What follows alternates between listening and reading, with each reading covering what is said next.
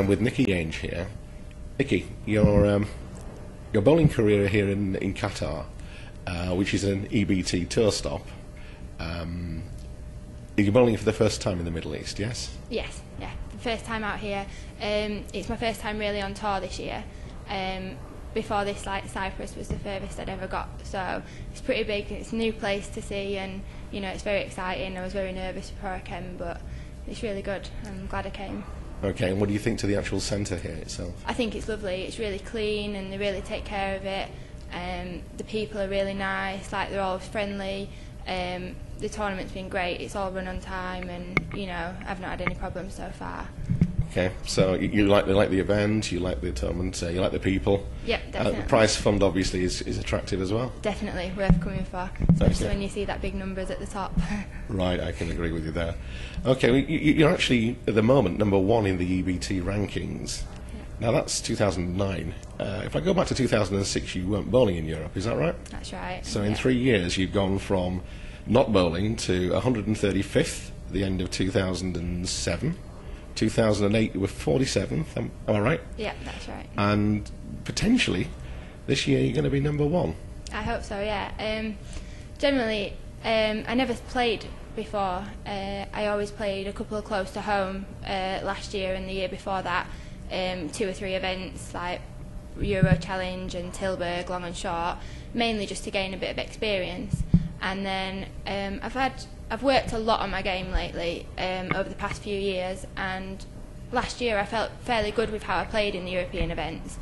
So this year I came to the same one, Tilburg, and I was actually only going to play that one again this year, and I kind of played really good, and I finished top 8. So I used the money to come to each event, and I've made sure I've made the cut in each event to fund the next one, and here I am. Well done. I know you've only bowled 6 of the 12 Team England ranking events, which puts you currently 12th in the rankings. So you prefer bowling in Europe to the UK? Definitely. Not that bowling in the UK is bad, bowling out here has been so much different, and there's a lot more players and a lot more high performance players. You know, I'm bowling out here with people that I've looked up to for a long time, and even though you still have them players at home I look up to, it's different, and you kind of playing in a bigger field on different patterns, and you know, it's good fun as well, and the prize money is a lot better, so that's always worth coming. If you could change something about the UK ranking tournament scene, is there one thing you'd change, or is there some things you'd suggest? Personally for me, it'd be to not have Team England ranking events on wood, because it's not the best thing for me. Generally, I think the English tour, there's not a lot of prize money in it, and the entries have seemed to back down a bit lately, which is a bit, you know, it's not very nice to see, and I'd like to see the entries go back up a bit more, and maybe put some more patterns down, you know, instead of playing on the same patterns in the same centres, maybe try and get more long and short events and more difficult patterns that we play on out here to try and challenge people a bit more. Okay. And then I think that I'd find that a bit better.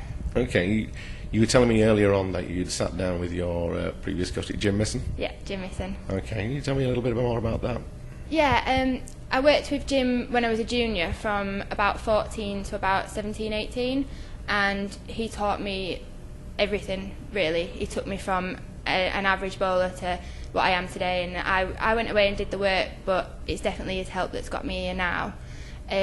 When I was 14, I actually sat and made some goals with him, so it's nice to see that, looking back now, I saw one of the goals was to win the European rankings, and as I've not won it yet, I'm quite close, so it's definitely good to see when you look back to what you've achieved throughout the years. Oh, you're at 22 now? Yes, 22. 22, and these were when you were 14? Yes. Yeah. So that's pretty impressive, actually, in only 8 years. Yeah, I've really worked hard, like everything that's gone wrong, and every knockback I've had, and everything that I've kind of looked at has cost me things. I've worked on that, so I'm really happy to see something's paying off, hopefully. Well, let's hope you do achieve this year's ambition, which is to end as #1, obviously. But whichever way you do it, I'm sure you're going to make it through to the Masters, are you not? Yes. Yeah. What are your ambitions for the next 8 years? I've still always got the goals that I'd love to win the Masters, the European Masters. That's always good, especially with the high collab like players that are out here, the women. Win World Championships. Just on average, I'd like to get to America at some point as well. Play the Women's US Open, and see where it goes from there. But we'll see. I hope you do as well. You've done very well. Thank you. Congratulations on achieving what you have achieved so far. Good luck for the future. Thank you. Thank you, Nicki. Cheers.